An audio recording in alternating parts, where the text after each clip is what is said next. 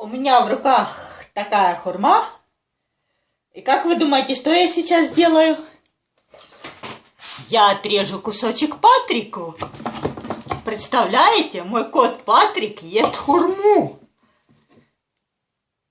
Я вообще ее тоже обожаю. Только я ему шкурку срезаю.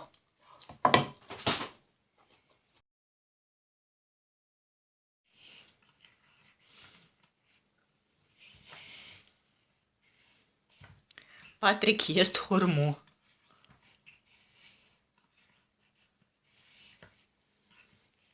Надо было ему на маленькие кусочки, наверное.